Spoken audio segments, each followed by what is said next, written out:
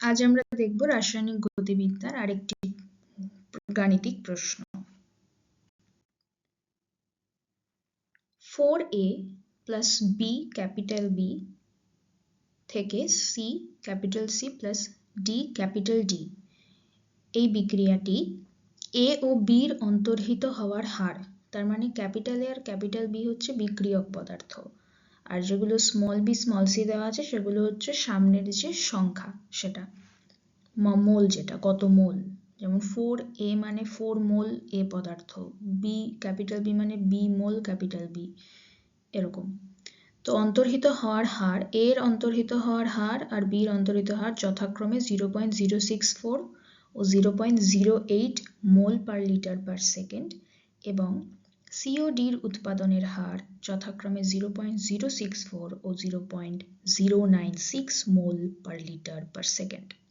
বলেছে B, C ও D এর মান নির্ণয় করো, মানে small b small c small d, মানে কত মোল ক্যাপিটাল বি, কত মোল ক্যাপিটাল সি এবং কত মোল ক্যাপিটাল ডি এই বিক্রিয়াটায় বসবে, সেটা বার করতে হবে। তাহলে কি কি আমাদের কাছে দেওয়া আছে?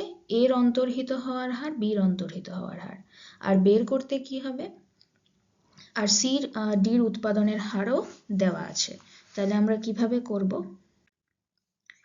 যে প্রথমে আমরা বিক্রিয়ার হারের যে সমীকরণটা জানি সেটা লিখব, যে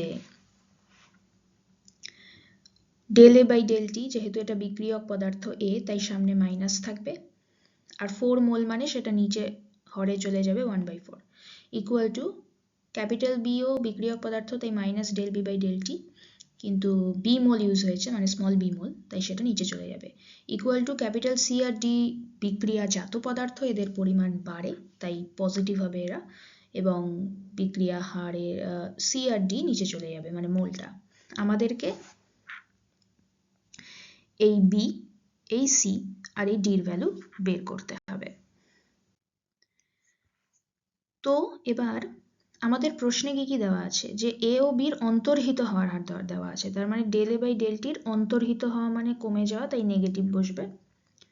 অন্তর্হিত হওয়ার হার দেওয়া আছে এটা, প্রশ্নেই দেওয়া আছে। বিরও অন্তর্হিত হওয়ার হার দেওয়া আছে, আর সি আর ডির উৎপাদনের হার দেওয়া আছে প্রশ্নে, del C by del T, del D by del T, যেহেতু উৎপাদন তাই পজিটিভ এরা। তাহলে এই ভ্যালুগুলো এবার যদি আমি এই সমীকরণে বসিয়ে দিই, তাহলেই আমরা বি, সি, ডি এর ভ্যালু পেয়ে যাব। কিভাবে বের করব? যে এখানে ডেল এ ডেল টির ভ্যালু, ডেল এ ডেল টির ভ্যালু 0.064 মোল পার লিটার পার সেকেন্ড। তাহলে এই দুটো ইকুয়েশনকে আমরা নিলাম, দিয়ে এটাকে এভাবে লিখছি যে minus del A by del T value আমি জানি, আর 1/4টাকে আলাদা করে লিখলাম, equal to 1/b minus del B by del T. তাহলে এই ভ্যালুটাও আমরা জানি আর এই ভ্যালুটাও জানি। তাহলে এটাকে যদি আমরা সলভ করি, কিভাবে করব? 1/4 এটার ভ্যালু বসালাম, সেটা ইকুয়াল টু 1/b আছে, আর এটার ভ্যালু বসালাম। এবার আমরা যদি বিটাকে এপাশে নিয়ে যাই, এটাকে নিচে নামিয়ে নিয়ে ক্যালকুলেট করি, তাহলে বির ভ্যালু এটা আসবে। একইভাবে এটা আর এটাকে নিয়ে যদি আমরা ক্যালকুলেট করি, তাহলে এই ভ্যালুগুলো যদি আমরা বসিয়ে দিই, তাহলে 1/4 minus del A by del টির ভ্যালু এটা, equal to 1/c del C by del টির ভ্যালু এটা, দিয়ে একইভাবে সি কে উপরে নিয়ে এটাকে যদি নিচে নামিয়ে দিই, তাহলে এটা ক্যালকুলেট হয়ে গেল। একইভাবে এটা আর এটা নিয়ে আমরা স্মল ডির ভ্যালু পেয়ে যাব। সুতরাং এভাবে বি, সি ও ডির ভ্যালু আমরা বের করতে পারি। এবার যেহেতু এখানে যখন আমরা বের করছি, আমরা কিন্তু এইটা বা এটা নিয়েও করতে পারি, কারণ প্রথমে যখন আমরা ডেল বি আর এটা নিয়ে করে ফেললাম, আমরা বির ভ্যালু পেয়ে গেছি অলরেডি।